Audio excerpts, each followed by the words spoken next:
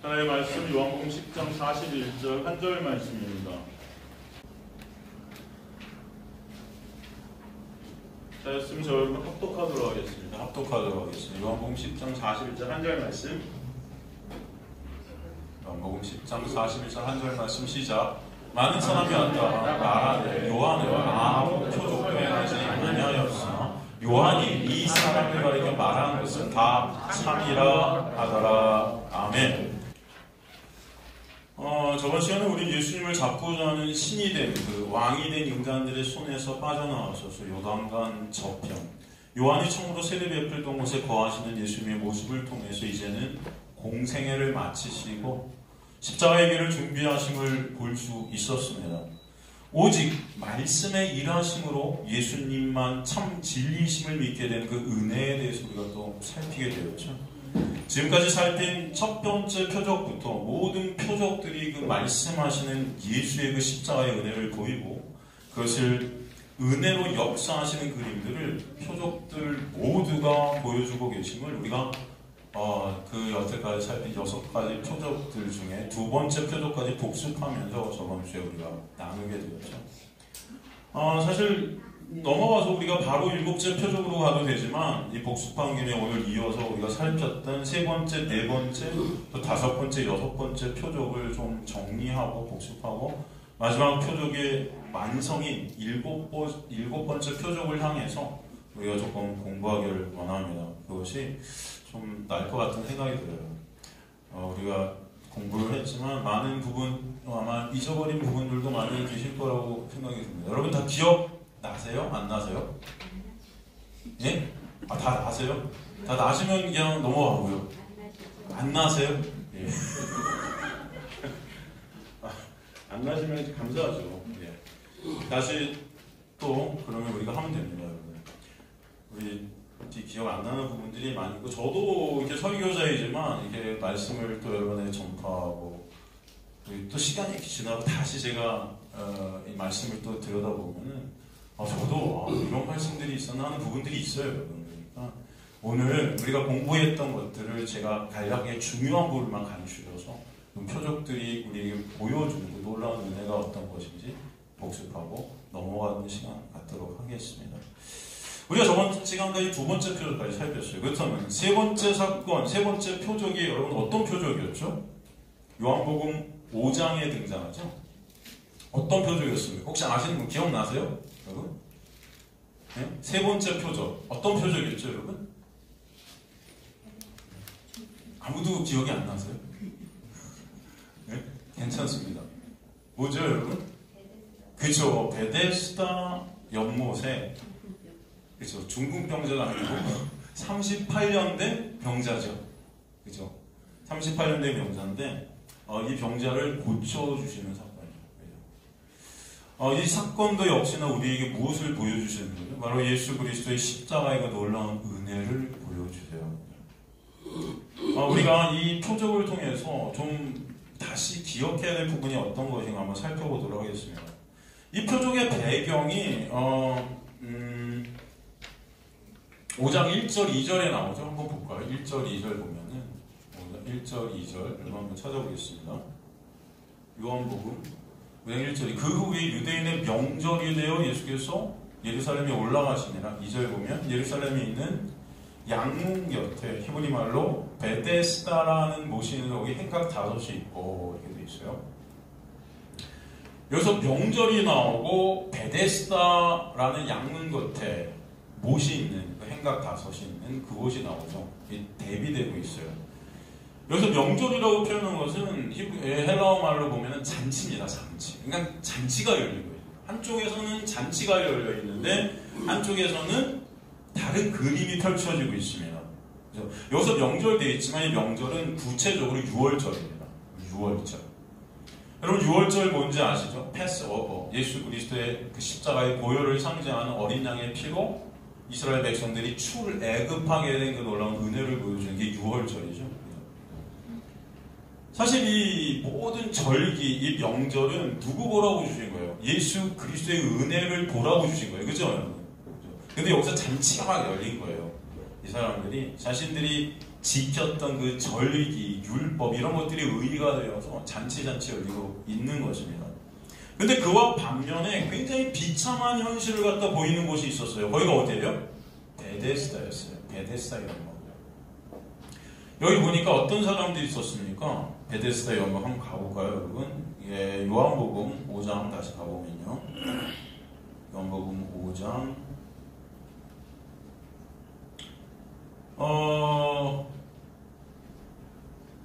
3절 보면 그 안에 많은 병자, 맹인, 다리 저는 사람, 혈기 마른 사람들이 누워 물의 움직임을 기다리니 이렇게 되어 있어요. 그러니까 이것은 여러분 여기 말하는 맹인, 다리 저는 사람, 혈기 마른 사람, 이것은 인간의 죄로 인해 가망 없이 된, 불가능하게 된, 무가치하게 된 그 인간 아담 본상들의 모습을 보여주는 것입니다. 죄로 인해 이렇게 된 자들을 갖다 상징적으로 보여주고 있는 것이죠. 바로 예수 그리스도의 그 놀라운 은혜가 아니면 가망 없는 자들의 모습이에요. 뭘 해도 할 수 없는 자들, 사실. 그렇지 않습니까, 여러분? 바로 죄로 저주받은 자들의 전형입니다. 그런 가망 없는 인간들이 거하고 있던 곳의 연못 이름이 뭐다? 베데스다였다. 참 아이러니죠. 베데스다라는 이름의 뜻이 뭐라고 그랬죠? 기억나세요? 자비, 은혜. 그죠? 이것은 자비의 집이라는 뜻이에요. 은혜의 집이라는 뜻이에요. 지금으로 말하면 어딜까요? 여러분, 이 세상 가운데 자비의 집, 은혜의 집 하면 지금으로 말하면 그게 어딜까요, 여러분? 네? 이 세상에서 제일 자비와 은혜가 넘쳐야 될 곳은 어딜까요? 교회예요. 그죠? 그렇게 생각이 드세요? 근데 여러분이 그렇게 생각이 안 드신다는 것은 교회가 그렇지 못하다. 교회 가니까 자비와 은혜가 없어. 더 뭔가 해야 될 것 같아. 안 하면 막 사람들이 욕해. 넌 집사가 돼갖고 왜 그 모양이냐 부터 해서 이런 거 해야지 저런 거 해야지 그래 충성하고 헌신하고 그래야 복 받지 뭐 이렇게. 그죠 여러분? 거기에 자비와 은혜가 없어요. 지금 이 베데스다 자비의 집, 은혜의 집이라고 했어요. 그죠? 그리고 거기 모여있는 자들이 죄로 인해 저주받아 저주 안에 있는 불가능한 자들의 모습이에요. 또 우리의 모습일 수 있죠, 여러분. 교회 안으로 그래서 우리가 하나님께 우리를 갖다 끌어들이신 거예요. 사실. 그게 우리의 모습. 이 자비의 집이 어디 곁에 있냐면 양문 곁에 있다고 그랬죠. 이 양문이라는 것은 헬라어 원문에 문이라는 말이 없습니다. 사실은 양들의 곁에 있다 이렇게 되어 있는데 이 양, 여러분 제사에 쓰이는 동물이죠. 제사에 쓰이는 동물. 그러니까 인간의 죄를 대신해 양이 드려지심으로 인간에게 베데스다, 은혜, 자비가 오는 거잖아요. 그죠? 이 교회라는 곳이 바로 그런 곳이죠. 예수 그리스도의 보혈의 공로로 말미암아 여러분이 이곳에 오게 되고 여기서 그 은혜와 그 자비를 깨닫게 되는 거예요. 그죠? 안 그렇습니까? 그래서 그 은혜 때문에 어떤 현상이 벌어져요? 찬송하는 거예요. 오늘 우리가 찬송했잖아요. 설교 우리 말씀 듣기 전에 찬송하지 않습니까? 성가대가 찬송하지 않습니까? 다 이 양들의 그 문 곁에 있는 베데스다. 이 모두 예수 그리스도를 보이는 거예요. 예수 그리스도. 그죠? 그런데 그 은혜의 장소, 그 자비의 장소인 베데스다에서 어떤 일이 벌어지고 있었죠? 4절 보니까 이 사람들이 물의 움직임을 기다리고 있대요. 그런데 가끔 천사가 못에 내려 물을 움직이게 한대요. 근데 움직임 때 요이 땅에서 얹혀 들어가는 1등만 낳는 거예요, 여러분. 말은 은혜고 말은 자비인데 1등만 나요. 그걸 은혜라고 생각이 될까요? 자비라고 생각이 될까요? 안 되겠죠. 여러분 1등만 살아남는 곳이 어디입니까 사실? 어떻게 보면 세상이에요. 세상. 이해가 되세요? 말은 은혜, 말은 자비인데 1등만 나요. 많은 사람들이 그 행복 고문을 당하고 있는 거예요. 나도 언젠가 1등 하리. 교회에 와갖고 많은 사람들이 열심히 헌신하고 봉사하고 기도하고 예배 열심히 드려서 언젠가 하나님의 큰 복을 내가 60배, 100배 뭐 이렇게 막 얻으리. 이런 행복 고문, 여러분. 그런 기독교인들이 제가 볼 땐 99.8% 이상이다. 그죠? 그런 것 같지 않습니까? 교회 와서 다들 뭔가 하면 하나님 언젠가 복 주실 것 같아. 적어도 이 땅에서 잘 살게 해주실 것 같아. 병들지 않게 해주실 것 같아. 뭐 그런 어떤 희망, 또 소망. 그러니까 이 교회가 세상과 다를 게 없이 되어버렸어요. 세상에서도 1등만 살아남는 세상인데 교회에 와서도 그 1등만 인정받아요. 여러분 그런 거 같지 않습니까? 가만히 보면 지금의 교회가 세상에서 잘 돼야 교회에 와서도 인정받는 거 같지 않아요? 여러분 세상에서 잘 안 되면 교육이 힘든 교회들이 되지 않았습니까? 어떻게 생각하세요? 세상에서 굉장히 내가 찌질한 모습인 교회 와서도 우리는 찌그러져 있어야 될 것 같지 않아요? 과연 여기 은혜가 있는 겁니까? 진짜 자비가 있는 걸까요? 지금 이 교회의 모습을 갖다가 이렇게 비춰주시고 계신 거예요. 이 땅에서 먼저 들어가는 자만 1등 놈이 났는데, 병이 났는데, 충성하고 헌신하고 헌금 많이 하고 예배 열심히 드리고, 여러분 충성하고 헌신하고 예배 열심히 드리지 말아라 라는 게 아니에요. 또 오해하지 마세요. 아, 우리 목사님은 예배 드리지 말래, 이제 헌금도 하지 말래, 충성도 하지 말래, 괜찮아, 그런 거 하는 거 아니래가 아니라, 여러분 착각하시면 안 된다는 거예요.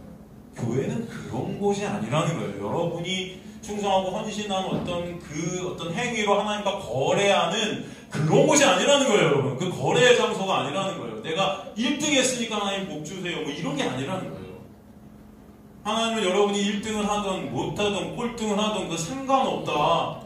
하나님의 놀라운 은혜로 여러분을 입어 이 죄 가운데, 이 죄 안에 이런 자들 못 움직여요. 죄로 꽁꽁 묶여서 두려움과 그 저주 가운데 있는데 그런 여러분을 빼내셔서 이 교회라는 에클레시아, 이 공동체로 부르셔서 여기서 뭘 배우게 하세요? 그 놀라운 은혜를 알게 하시고 배우게 하셔서 그 은혜로 말미암아 그 은혜에 차별이 없는 자들, 그 은혜 가운데 차별이 없구나, 그 은혜를 찬송케 되는 거예요, 여러분. 그걸 예배라 그래요. 그죠?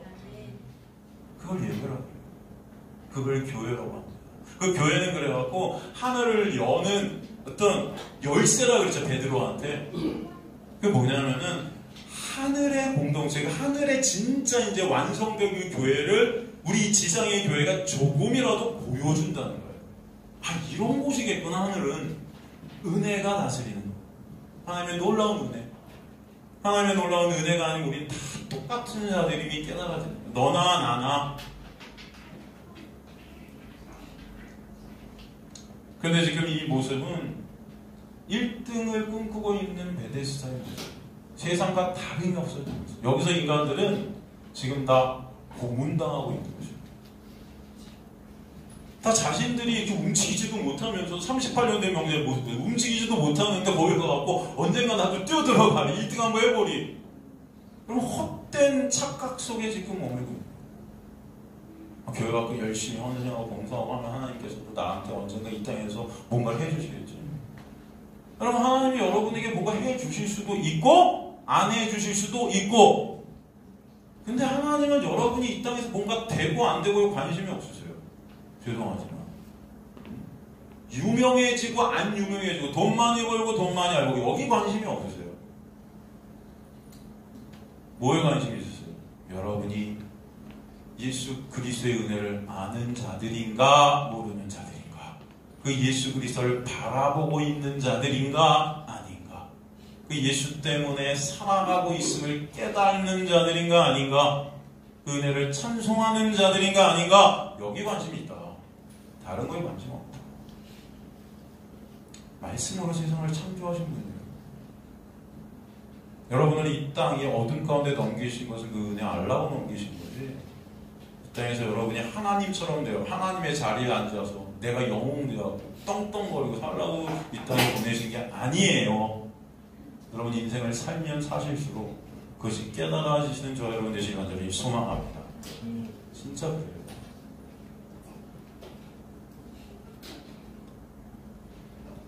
하나님의 은혜가 아니면 가망 없음을 모르는 것입니다, 인간들이. 여러분 이스라엘 백성들은 그런 은혜가 아니면 한순간도 살 수 없는 자신들의 실존을 모르기 때문에 광야로 끌림 받았잖아요. 광야로 그들이 나왔다는 것은 구원을 뜻해요. 그죠? 어린 양의 보혈로 그들이 광야라는 곳으로 구원받은 거예요, 사실은. 그래서 신약 사도행전은 광야를 뭐라 그래요? 교회라 그랬잖아요. 광야 교회. 이스라엘 백성들이 교회로 나오게 된 거예요. 구원을 받게 된 겁니다, 사실. 그런데 그곳에서 이스라엘 백성이 하는 짓거리가 뭐예요? 불평, 원망, 짜증 하나님께 대드는 거예요. 그곳에서 하나님은 그들에게 매일매일 매순간 뭘 부어주시죠? 은혜를 부어주셨어요. 불기둥, 구름기둥으로 계속 인도해 가시고요. 그들의 양식을 하늘에서 매순간 부어주셨어요. 그게 뭐였어요? 이름이 만나. 그죠? 여러분, 만나를 주신 이유가 뭐라고 그러죠? 만나를 주신 이유. 만나를 주신 이유가 뭐라고 그랬죠? 그들에게 만나를 주시니 인간이 떡으로만 살 것이 아니요 하나님의 말씀으로 살아야 함을 깨닫게 하시기 위해 주셨다는 거예요. 그러니까 인간이 진짜 살아나는 생명됨은 어디에 있다? 말씀에 있다. 근데 그 말씀은 누구다? 말씀이 육신이 되신 예수 그리스도. 그러니까 만나는 바로 생명의 떡 대신 누굴 보여주시는 거였다. 그렇죠? 이해가 되시죠?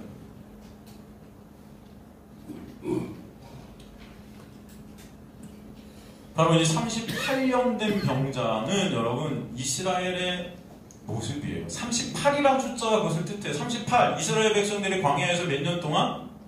40년 돼 있지만 정확히 38년이잖아요. 그죠? 정확히 38년.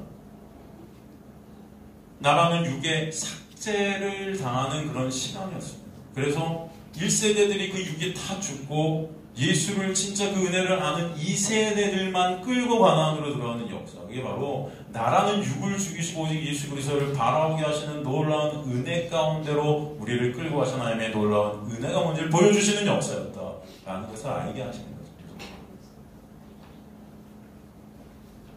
그렇게 여전히 하나님의 은혜가 부어짐에도 그 은혜가 뭔지 몰라서 베데스다에서도 내 힘과 내 노력으로 구원을 이루고자 하는 그 하나님의 은혜 밖에 있는 자들의 모습이 바로 이 자들의 모습이에요. 거기 누가 가시는 거예요? 예수가 가시는 거예요. 예수가 가셔서 그들을 구원하시는 거예요. 그 38년 된 병자를 일으켜 세우시는 거예요. 그러니까 그 구원에는 오직 예수의 은혜가 아니면 안 된다는 것을 우리에게 보여주십니다. 인간의 힘과 인간의 노력으로 어떤 것으로도 1등을 하든 못하든 여러분 안 된다. 주님께서 뭐라 그래요? 이들의 모습을 그 누운 것을 이 38년 된 병자가 누운 것을 6절로 보니까 보시고 벌써 병이 오래된 줄도 아시고 그래서 보시고 아시고 이 헬라어 기노스코 이런 헬라어를 썼는데 이거는 여러분 구별됨이라는 뜻도 있어요. 확증됨이라는 뜻도 있어요. 그러니까 주님께서 이 38년 된 명절을 찾아가신 것이 여러분이 이가 잘나서 능력이 있어서 기도를 많이 해서 하나님을 찾아서 노력해서 의지가 있어서가 아니고 이미 하나님의 구별된 백성이었다는 거예요. 그것은 다른 말로 하나님의 놀라운 은혜로 말미암아 가셨다는 것입니다. 하나님의 은혜가 아니면 우리는 구원받을 방도가 없다라는 것을 보여주십니다. 주님은 이미 그를 정확히 하시고 인격적으로 하시고 친밀히 알고 계셨다 말씀하세요. 여러분이 이 자리에 온 것도 여러분의 힘과 여러분의 노력, 여러분의 의지, 여러분의 능력이 절대 아님을 아시기 바랍니다. 하나님이 여러분을 아셨기 때문에요. 그걸 은혜라고 해요. 여러분이 그 언약 안에 있는 자들이기 때문에 하나님이 여러분을 부르셨음을 저는 믿습니다. 그래서 그 은혜를 이제 알게 하시는 거예요. 진정 주님만 찬송받으시는 자리로 여러분을 끌고 가시는 것입니다. 바로 이 38년 된 병자가 하나님의 택함받은 은혜 안에 있는 자였다. 그래서 구원이라는 것은 바로 하나님의 놀라운 은혜임을 우리에게 설명해 주시는 것입니다. 그럼 그에게 말씀이 부어지죠. 그 말이 뭐라고 그러죠? 요한복음에 보면 예수님의 말씀이 곧 영이요 생명이다 그러죠. 여러분. 어떤 말씀이 그에게 부어져요? 내 자리를 들고 일어나 걸어가라. 여러분 이게 창조의 말씀이다. 예수가 아니면 생명이 있을 수 없음을 설명해 주신 그 은혜를 보이는 표적이 바로 그 세 번째 표적이라는 것입니다. 여기서 내 자리를 들고 걸어가라. 이거 굉장히 중요한 말씀이에요. 그래서 들고가 헬라어로 아이로예요. 이것은 여러분 빼앗아가다입니다. 그가 스스로 자리를 들고 걸어가는 것처럼 우리는 보일 수 있겠지만 여기서 들고라는 이 단어가 그가 자리를 들고 걸어갈 수밖에 없게 그가 있었던 영역을 제거해 버리셨다는 뜻이에요. 그가 거했던 그 죽음의 영역, 저주의 영역, 아무것도 할 수 없는 불가능하고 무가치한 그 영역, 그 죄안의 영역을 갖다가 주님께서 제거해 버리신다는 뜻입니다. 빼앗으신다는 뜻입니다. 그리고 걸어가라. 이게 헬라어 페리파테오예요. 여러분 페리파테오가 뭐예요? 여기서 걸어가라 그래서 이렇게 걸어가는 것 같은 우리 생각을 할 수 있지만 여기서 페리파테오라는 헬라어를 쓴 것은 새로운 영역에 살게 하겠다는 것입니다. 이게 영역을 뜻한 단어예요. 어디에 머물다, 새롭게 머물게 하시다. 이해가 되십니까? 그러니까 네 자리를 들고 걸어가라는 것은 이제 네가 있던 그 죽음의 영역을 제거해 버리시고 생명의 영역으로 너를 내가 옮겨줄 거야 라는 뜻이에요. 이게 하나님의 놀라운 은혜를 설명합니다.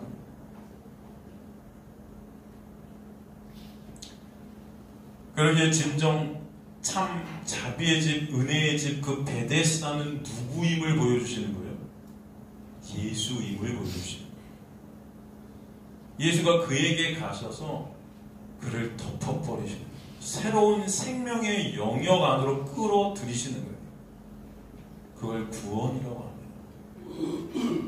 저 여러분이 다 죄 가운데 있었던 자들인데 예수 그리스도의 놀라운 은혜로 말미암아 예수 안에 있는 자들이 되게 하신 것, 생명 안에 있는 자들이 되게 하신 것, 이것을 갖다 표적으로 보여주시는 것입니다. 그래서 사도 바울이 엔크리스토스, 예수 안에서라는 말을 그렇게 서신서에서 많이 쓰고 있는 거예요.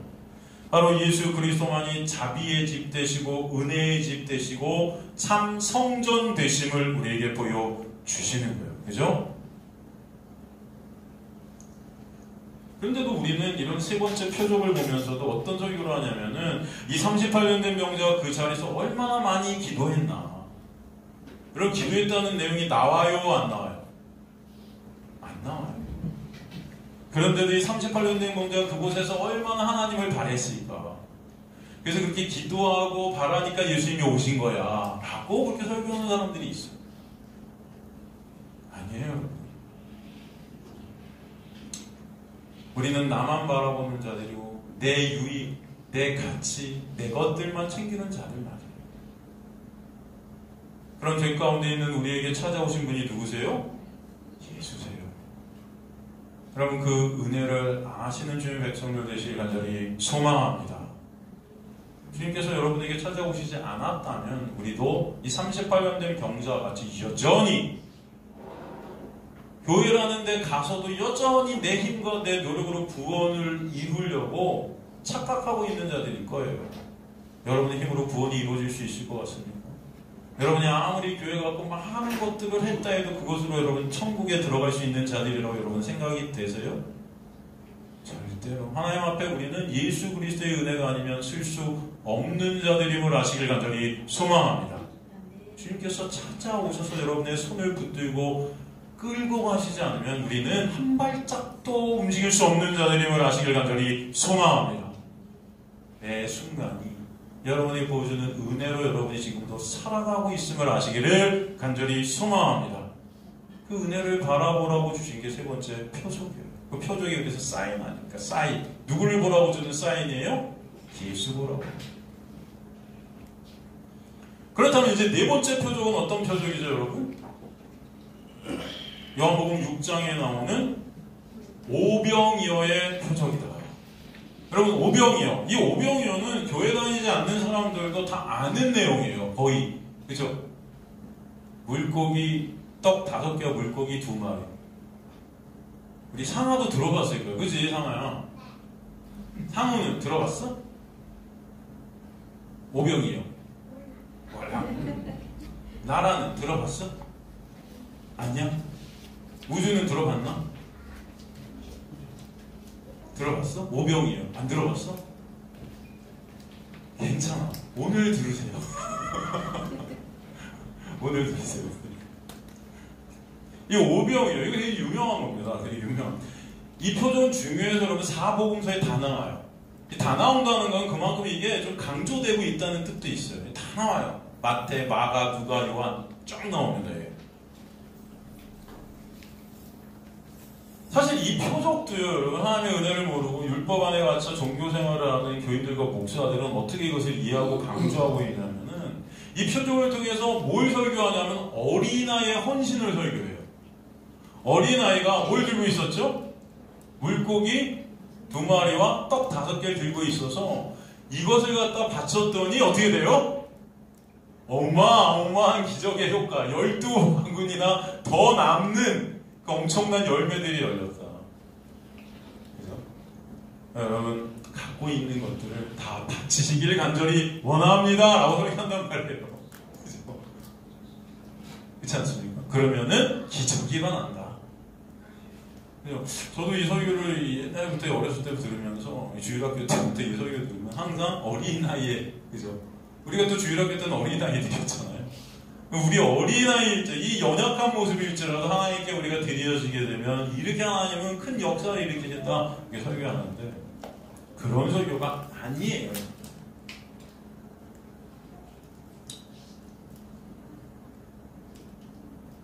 여러분, 표적이라는 건 항상 제가 말씀드린 예수를 보라고 주신 거죠. 어린아이를 보라고 준 게 아니에요.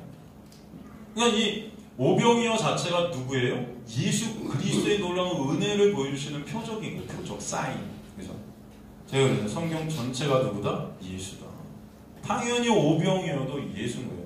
여러분, 이 표적이 일어난 장소가 어디입니까? 6장 보면은 그 후에 예수께서 디베랴의 갈릴리 바다 건너편으로 가시네. 디베라의 갈릴리 바다 건너. 이게 뭐냐면 갈릴리 바다 동편으로 가셨다는 거예요. 동편. 거기가 어디냐면은 성경에서 광야를 뜻해요. 광야. 그래서 여러분 마태, 마가, 누가는 여기를 빈들이라고 표현했어요. 빈들. 빈들이 여러분 헬라어로 에레스모예요. 에레스모. 이게 에레스모가 뭐냐면 광야예요. 여러분, 광야하면 떠올려야 될 것이 뭡니까? 출애굽한 이스라엘 백성들이 38년 동안 지낸 것 아니에요. 이게 지금 계속 연결되고 있어요. 38년 된 경우가. 그죠? 그 광야에서 이스라엘 백성들이 살 수 있었던 이유가 뭐라고 그랬죠? 하늘에서 만나가 내려졌기 때문에 살 수 있었어요. 매일매일. 그죠? 이 오병이어의 표적은 바로 이 구약의 만나 사건을 신약 안에서 새롭게 정립해서 보여주시는 거예요. 그래서 같은 그 구조가 등장하고 있는 거잖아요. 광야가 등장하고 하늘에서 떨어진 이 만나가 바로 누구였어요, 사실은. 이 구약에서 출애굽에서 이 만나가 상징하는 게 누구였습니까? 예수 그리스도셨어요. 생명의 떡, 그죠? 바로 이 생명의 떡이 오늘 이 오병이어를 통해서 누구심을, 바로 예수이심을 보여주시는 사건이 이 오병이어의 표적인 거죠. 아까도 말씀드렸지만 광야에서 만나를 주신 이유가 뭐라고요? 사람이 떡으로만 살 것이 아니고 하나님의 말씀으로 산다. 즉 그들이 살게 되는 것이 만나, 하늘로부터 내려지는 그들에게 보여진 하나님의 은혜임을 알라고 주시는 거예요. 구약의 그 광야 학교, 바로 신약의 교회는 그래서 하나님의 은혜를 알게 하시기 위한 학교입니다, 여러분. 그런데 인간들이 그 은혜가 싫은 거예요. 그래서 만나의 뜻이 뭡니까, 여러분? 만나의 뜻. 이게 뭐야? 이 하찮아 보이는 거예요. 그럼 우리는 매 순간 하나님의 은혜로 살고 있는데 그 은혜가 여러분 정말 감사합니까? 오늘도 여러분 우리가 예배드리는 이 자리, 우리가 이 말씀을 볼 수 있는 우리에게 생명을 주신 모든 것들, 정말 여러분 안에서 하나님을 향한 감사와 찬송이 있느냐는 거죠. 매 순간 하나님은 은혜를 부어주시는데도 우리는 이게 별로 이렇게 감사하지가 않아요. 이게 뭐야? 이 만나가 하찮게 여겨지고 불평이고 불만이 되는 것입니다. 왜? 이 만나라는 것은 자신들의 육의 욕구를 채워주지 않는 거였어요. 이 만나로 이들은 생명으로 살 수 있었지만 이들에게 생명이라고 다가온 이 만나가 이들의 육의 욕구를 채워주는 것이 아니었단 말이에요. 이들은 뭘 먹고 싶어 했죠, 광야에서? 고기를 먹고 싶어 했어요, 여러분. 내 육이 좋은 거. 여러분, 하나님께서 여러분을 교회로 부르신 것은 이 광야로 부르신 하나님의 놀라운 은혜인 그 만나를 매 순간 여러분에게 먹여주셔서 예수 그리스도의 은혜와 사랑의 문제를 알라고 여러분을 가르쳐주신 학교가 바로 여기인데, 인간들이 거기 관심 없는 거예요. 이게 뭐야? 이 세상에서 잘 되게 해주세요. 이 세상에서 유명하게 해주세요. 이 세상에서 내가 원하는 돈 많이 벌게 해주세요. 내가 주님께 이렇게 할 테니까 여기까지 따라왔잖아요. 광야까지 왔잖아요, 주님. 내가 원하는 거 태가해 주세요. 고기 주세요, 고기. 그런데도 하나님은 그런 백성들에게 매 순간 생명을 주시죠. 그게 은혜인데도 이들은 거기 원망하고 불평하는 거예요. 싫은 거예요. 오늘도 예수?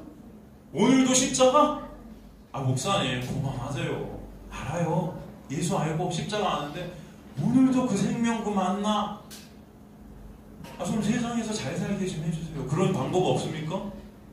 그러니까 다들 어떻게 해요? 기도 열심히 하고 말씀 열심히 보고 헌신하고 봉사하고 기도하고 하면 하나님 복 주신다고.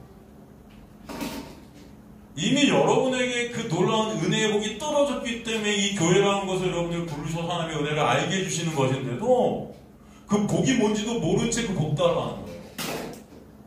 하나님이 성경에서 말하는 복은 세상의 복을 한 번도 말한 적이 없어요. 여러분, 구약에서 말하는 그 세상적인 복들은 신약의 예수 그리스도로부터 오는 그 복을 설명하기 위한 그림들이지 실제적인 것이 아니에요. 그거는 이해가 되십니까?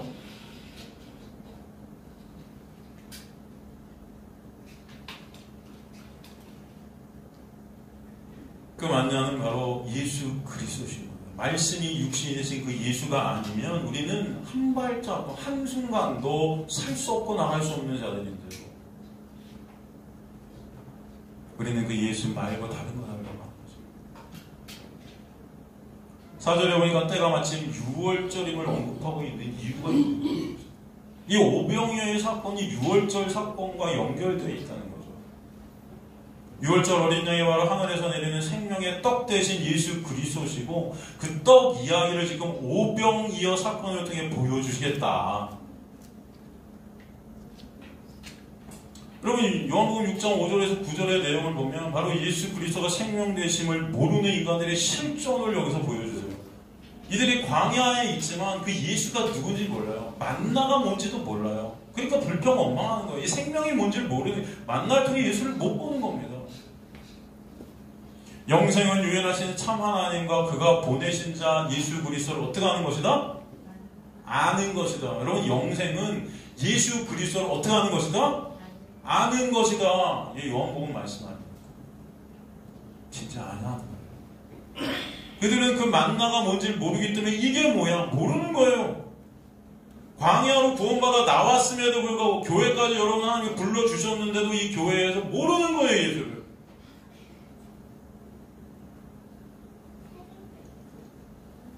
주를 옆에서 광야에서 매 순간 만나의 은혜로 살아감에도 그 은혜가 뭔지 몰라요. 그러니까 불평, 원망하는 이스라엘 백성이나 오늘 본문의 그 은혜의 본체 쓰신 예수님을 앞에 두고도 그 은혜를 모른 채 여전히 인간들의 힘과 노력으로 뭔가를 구하는 이 제자들의 모습이나 동일하다는 거예요. 다 실패하는 거예요. 그래서 여기서 시험이 떨어지는 거죠. 그런데 그 시험에 다 낙방하는 것입니다. 그저 자신들의 유익과 이익에 관심이 있지 예수 아는 것에 관심이 있다 없다? 없다. 생명에 관심들이 없어요. 내가 생명이 있는 자인 걸로 착각해요. 그런 인간들을 위해 생명의 떡 대신 예수께서 십자가를 통해 이들에게 생명을 보여주시는 역사가 뭔지를 보여주시는 사건이 오병이어예요. 그래서 그 생명의 떡으로 인해 12바구니, 10이라는 숫자는 어떤 숫자다? 하나님의 백성의 숫자라 그랬죠? 12지파, 12제자, 여러분, 그래서 10이라는 숫자가 여러분 계속 등장하죠. 요한계시록에 보면 12지파 12제자가 더해져서 24장로가 되죠. 그게 하나님의 성도들의 숫자예요. 바로 예수 그리스도와 생명의 떡 되신 그 놀라운 은혜로 오병이어의 표적을 통해서 12바구니가 남았다는 것은 바로 하나님의 백성들로 이들이 만들어지는 놀라운 은혜가 부어지게 됩니다. 여러분, 이 표적에 등장하는 이 아이는 사실은 주님의 그 표적을 설명하기 위한 도구지, 이 아이의 초점이 절대가 있지 않습니다. 그런데도 주석서들 같은 데 보면은 이 어린아이의 헌신을 그렇게 내세워요.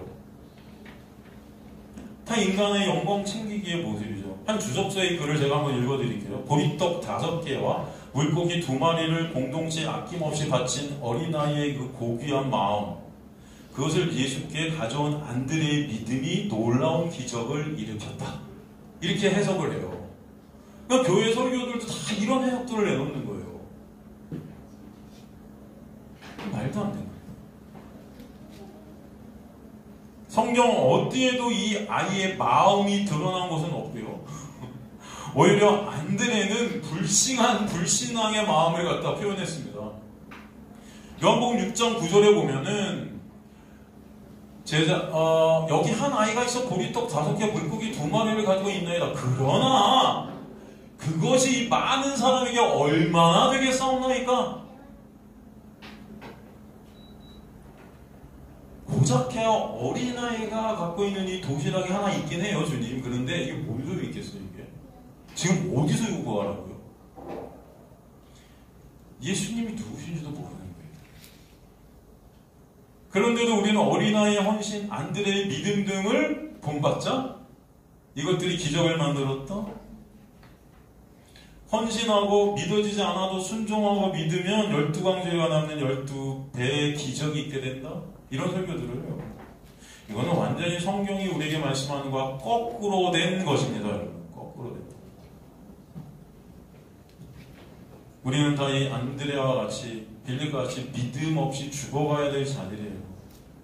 떡으로 오신 예수 그리스도, 그 생명 되신 예수 그리스도를 모르는 자들이에요. 그럼에도 불구하고 주님은 이런 자들을 위해 십자가로 가셔서 생명을 부어 주시는 것입니다. 그 은혜가 뭔지 보라고 주신 것이죠. 마태복음 14장 19절 보면 그런 그들에게 주님은 그 떡을 떼어 이렇게 되어 있죠. 하늘을 우러러 축사하시고 떡을 떼어, 여기서 떡을 떼어 나눠주셨다. 이 떡을 떼어가 여러분 헬라어로 쪼개다, 자르다예요. 떡을 자르다, 쪼개다. 여러분, 이 떡을 떼어주시는 장면이 또 어디 나오냐 그러면은 최후의 만찬에서 제자들에게 떡을 나눠주면서 이 떡이 뭐다 그래요? 내 몸이다 그래요.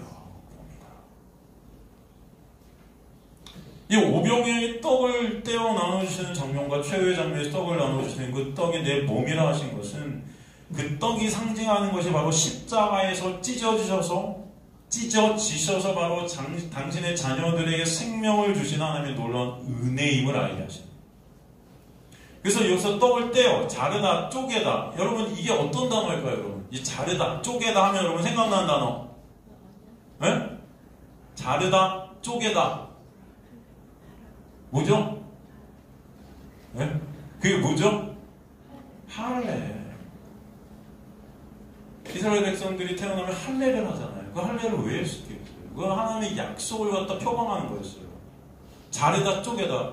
이거 어디서 나온 거예요? 아브라함과 하나님의 첫 언약, 동물을 반으로 다 자르고 쪼개놓고 거길 지나가는데 아브라함을 잠재고 하나님 혼자 지나가시죠. 왜? 어차피 아브라함은 약속을 어길 것을 아셨기 때문에. 당연히 그 약속 후에 아브라함은 그 약속을 깨트립니다. 그죠? 그러면 아브라함이 쪼개져야 돼요. 그죠? 그런데 아브라함을 잠재고 하나님 홀라 지나가셨기 때문에 누가 쪼개지신다? 하나님이 대신 쪼개지시죠. 그 쪼개짐이 어디에서 일어난 거예요? 십자가. 그래서 예수께서 쪼개지시는 겁니다, 여러분. 원래 우리가 쪼개져야 돼요. 근데 예수가 쪼개지셔서 우리에게는 뭐가 오는 거죠? 예수의 쪼개짐으로 말미암아 우리는 살게 되는 거예요. 쪼개지지 않고. 그걸 복이라 그러죠. 성경에서 말하는 복은 바로 이것이에요. 구원의 역사, 생명의 역사, 그죠? 근데 그 모든 것이 하나님의 뭐가 근간이 돼서 일어났다? 약속, 말씀, 언약. 그래서 여러분 이쪽에 달하는 이 바라라는 히브리어가 바라크, 바리트, 할레, 이 같은 근원이에요. 다 똑같은 단어예요. 그 언약의 주체는 누구시다? 바로 예수 그리스도예요. 그래서 예수께서 십자가에서 내가 다 이루었다. 모든 것을 다 누가 이루셨다? 그죠? 그 은혜를 보여주는 표적이 바로 오병이어의 표적이라는 것입니다, 여러분. 생명의 떡 대신 예수께서 떡을 쪼개시셔서 그 떡이 누구다? 나라는 거예요. 십자가에서 내가 찢어져서 너희를 살게 하겠다는 거예요. 떡을 나눠주시죠. 그리고 그들이 사는 거예요.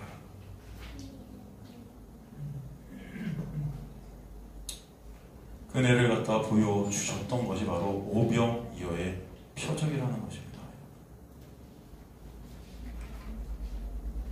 제가 높아짐에 다시 질문하는데 그렇다면 왜 오병이어라 그랬죠? 여러분 기억나세요? 왜 하필 오병이어예요? 왜 보리떡 5개 물고기 2개죠? 우연일까요? 성경에 여러분 우연이 있어요? 없어요? 없어요. 여러분 기억나실 거예요. 여러분 보리떡과 물고기가 의미하는 게 뭐였죠? 보리떡. 당시 보리떡은 뭐였어요? 가늠한 여인이 자신의 죄를 용서받기 위해서 제사 드릴 때 바쳤던 그 제물이 바로 보리떡이었어요. 당시 보리떡은요, 여러분, 제일 하찮은 음식이었습니다. 이건 원래는 동물들의 사료로 쓰였던 거예요. 가늠한 여인이 그런 동물 같은 자라는 거죠, 사실은. 이해가 되시죠, 여러분? 그걸 죄인이라고 해요. 우리는 다 가늠한 여인들 아닙니까? 여기서 이 성경에서 말하는 가늠이 뭐예요? 다 우상숭배잖아요. 예수 그리스도만을 의존해야 될 우리가 이 세상 돈 의존하고 이 세상 것들 의존하고 권력 의존하고 나만을 바라보고 다 가늠이에요, 여러분. 그죠? 하나님의 영광만을 위해 살아가야 될 저 여러분이 내 영광 위해 살잖아요. 이거 가늠이잖아요. 가늠한 여인들은 다 우리예요. 그런 가늠한 여인이 드렸던 그 제사 음식이 바로 보리떡이라는 거죠. 그죠? 그렇다면 물고기는 뭐죠? 물고기가 어디에 살죠, 여러분? 성경에서 말하는 바다에 살죠. 바다는 여러분 성경에서 어떤 바다라고 그러죠? 저주의 바다라고 그러죠. 이 물고기는 여러분 제가 설명드린 적이 있는데 이게 난태생의 대표적인 동물이에요. 난태생, 알을 낳아서 알이 부화하는 거예요. 그죠? 근데 히브리인들은 이 난태생을 부정함의 대명사라고 했습니다. 부정함. 그래서 물고기라는 히브리어가 다그잖아요. 다그. 이게 다가와 다아그가 더하신 거죠. 이 다가가 뭐냐면 수가 많다. 다아그가 두렵다. 여러분 인간들은 이 저주의 세상, 이 우리가 사는 곳이 저주의 세상이고 율법의 세상에서 이곳에서 이 죄로 인한 두려움, 죄가 두려움을 갖고 오고 죽음을 갖고 오잖아요. 그러니까 여러분 다 죄 때문에 우리는 죽음의 두려움 안에 눌려 살고 있습니다. 그렇지 않습니까? 그렇지 않아요? 생각해보세요. 그런데 인간들은 그 두려움을 이기기 위해서 뭔가 내 것을 늘려가요. 여러분 이 민주주의라는 것도 여러분 사람 수가 많은 것이 힘이에요. 그래서 그죠? 교회도 사람이 많아야 힘 있는 교회 같죠? 여러분이 가진 것들이 뭔가 많아야 힘 있어 보이죠? 돈도 많아야 좀 불안이 덜하죠? 모든 것들을 많은 것들로 나로 다 끌어 잡아당겨요. 많이 늘리고 싶어요. 집도 큰 집. 두려움을 이기기 위해서 인간들은 수를 늘립니다. 이걸 물고기의 그림이거든요. 히브리인들은 그래서 저주의 바다, 그 율법의 죽음의 바다에 사는 이 율법이 난태생을 저주받은 부정한 자로 여기는 거예요. 부정한 것으로. 여기 보면 땅의 모든 것이 다 부정해요. 여러분 인간들도 여러분 엄마의 양수 안에 있다 나오는 거죠. 어떻게 보면 그 알 안에 있다가 나오는 거죠.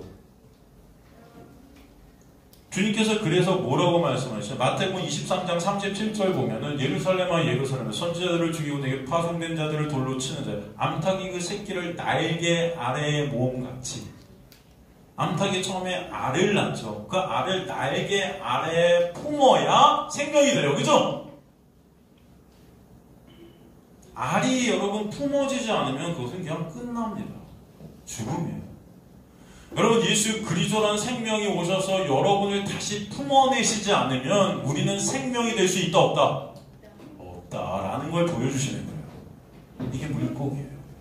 저주 안에 갇혀서 죽을 수밖에 없는 인생들, 그 죄의 두려움에 떨고 있는 인생. 그래서 이 세상에서 내 힘을 쌓고 내 것들을 끌어모으고 교회도 커져야 되고 사람들도 많아져야 되고 뭔가 많은 숫자가 돼야 힘이 있어 보이고 안정감을 느끼는 그 인간들의 모습, 이것이 다 뭐다? 결국은 죽음이다. 생명 없습니다. 라는 것을 보여주는 게 물고기란 단어예요. 이해가 되십니까? 바로 예수 그리스도가 오셔서 이 알을 품어내시지 않으면 생명이 될 수 없어요. 그래서 여러분 말씀이 육신이 되어 우리 가운데 어떻게 하셨다? 거하셨다는 스케노저가 뭐예요? 장막으로 품어버리다. 예수가 우리를 품어내시는 거예요. 십자가를 통해서. 그 은혜로 이 죄와 허물을 다 가려버리시는 겁니다. 품어서요. 하나님 앞에 그래서 예수라는 날개를 덮으셔서 세우시는 거예요. 여러분 그래서 성경이 신랑이 신부를 옷으로 덮는 걸 뭐라 그래요? 결혼이라 그러는 거예요. 혼인. 여기서 신랑은 누굴 뜻해요? 예수. 신부는 교회. 예수라는 신랑이 여러분을 덮지 않으면 여러분은 신부가 될 수 없다는 것입니다. 그죠? 이게 바로 천국 혼인잔치의 역사예요. 창세기에서 성령이 흑암 위에 어떻게 하셨다? 운행하셨다 그러죠.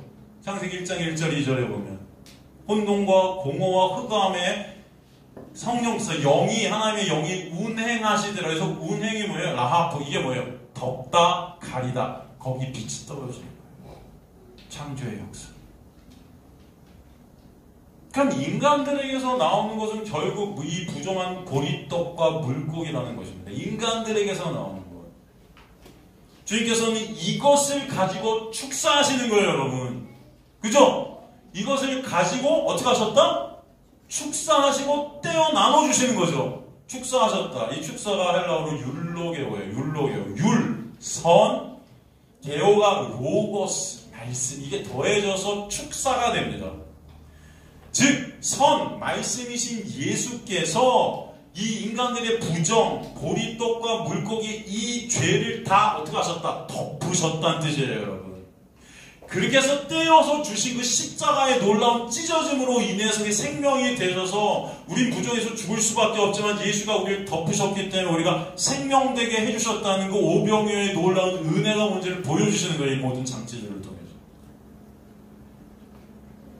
그것을 통해서 여러분 율로게오 찬송이 있게 되는 것입니다. 찬송. 축사라는 것은 찬송이에요.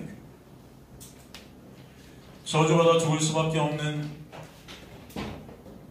그런 우리들이 예수라는 참 선, 그 의로 덮음이 되어서 참 양식으로 죽어있는 우리가 살리게 되어지는 그 놀라운 은혜로 말미암아 찬송이 있는 것입니다, 여러분. 그걸 예배라 그래요. 그 생명의 양식이 그래서 누구심을, 예수이심을 보여주시는 게 오병이어다. 그렇다면 왜 5개와 2개일까요, 또? 여러분, 이것까지만 하고 마치겠습니다. 우리 상하가 너무 힘들어할 것 같아서. 왜 5개와 2개일까요? 여러분, 이거 설명만 하는데 복습하는 거죠. 여러분, 5라는 숫자는 여러분, 율법을 뜻하고 2라는 숫자도 율법을 뜻해요. 5. 우리 보통 모세, 오경. 여러분, 10계명이 5 더하기 5예요. 그 앞에 5는 뭐죠? 하나님 사람, 뒤에 5는 이웃 사람. 이게 더해져서 10이 되죠. 그래서 예수님은 이 5라는 걸 갖다가 2로 압축하시죠. 5를 갖다가 하나로 만드셔서 2개로 끊어내세요. 그걸 갖다가 하나님 사람과 이웃 사람으로. 그죠? 그래서 5와 2가 등장하는 것입니다. 즉 여기서 물고기 2마리, 떡 5개라는 것은 이 계명, 이 율법으로 인해서 인간은 죽을 수밖에 없는 존재임이라는 것을 보라는 것이에요.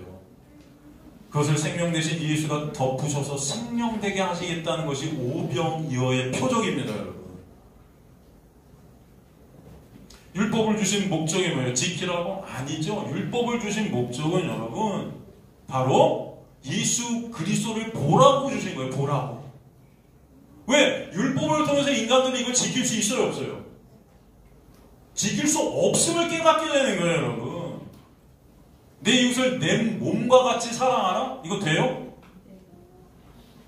전 이게 20살 땐 되는 줄 알았다니까요. 근데 지금은 포기했어요. 내 몸같이 사랑하라가 아니고 그냥 내 몸도 아니고 여러분 누군지도 잘 몰라요. 이웃에 여러분 이웃에 누구 사는지 다 그 사람들이 무슨 고통을 당하고 있는지 아세요? 모르잖아요. 잘. 원수까지도 사랑하라? 돼요 안 돼요? 진짜 죽이고 싶죠. 원수 만나면. 그 원수가 누군지도 몰라요 사실 인간들. 이건 뭐예요? 안 되는 인간들의 모습을 보라고 주십니다. 사실 우리가 그 하나님의 원수예요. 그죠? 우리가 원수되었던 그때 하나님께서 십자가를 통해 우리에 대한 하나님의 사랑을 어떻게 하셨다? 확증하셨는데 여러분 원수까지 사랑하실 수 있으신 분은 오직 누구다? 예수다라는 걸 보라고 주신 게 율법이에요. 우리의 이웃이 누구세요? 진정 우리의 이웃 되시는 분은 예수밖에 없어요, 여러분. 그 예수가 내 몸같이 우리를 사랑하신 거예요. 그러면 히브리의 그 수비학 제가 얘기해 드리는 3, 완전수, 3위일체 하늘의 수로 4, 땅의 수, 전방위, 그죠? 4방위 6, 7을 모방하는 불완전수. 그래서 요한계시록 666이 나오잖아요. 이게 사탄의 수예요. 하나님을 모방하는 거죠. 그런데 아닌 거예요. 가짜예요. 7, 완전수, 언약의 수라고 하죠. 안식의 수라고 해요. 8, 하나님 나라의 수예요. 이제 하나님의 나라. 그 7이란 이 세상을 넘어간 그래서 8일째라는 말이 총합절에 등장하는 거죠. 10, 완전, 충만, 계명을 뜻하죠. 그러니까 여러분 3이라는 하늘의 수와 4라는 땅의 수가 연합이 될 때 뭐예요? 땅은 우리잖아요. 하늘은 누구예요? 예수 그리스도예요. 이 안에서 우리가 연합이 돼야만 우리는 그 예수 안에서 어떻게 돼요? 7이라는 안식이 있게 되는 거예요. 그죠? 그래서 우리는 10이라는 계명을 통해서 7을 알게 된 자들을 12라 그래요, 여러분. 하나님 나라, 언약의 자녀, 아들들, 그래서 12지파, 12제자, 24장로. 그래서 10을 통해 7을 알게 된 자를 70인이라 그러는 거예요. 그죠? 그래서 주님께서 12제자를 은혜로 부르시고 그들을 보내시는데 70인으로 보내시는 거예요, 여러분. 이 계명을 아는 자죠. 10을 통해 7을 아는 자, 그들이 70이라고 그러죠. 그들이 말씀을 전하는 것입니다. 그 은혜를 아는 자들. 사도행전에도 보면 그래서 12제자들이 이제는 몇 집사를 세워요? 7집사를 세우는 거예요. 그죠? 11조라는 것도 마찬가지예요. 제가 여러 번 11조에 대해서 많이 설명드렸지만 11조도 10으로 1을 알게 된 자를 11조를 드려지는 자라고 그러죠. 그 자체가 뭐예요? 11조 자체가 바로 예수 그리스도세요.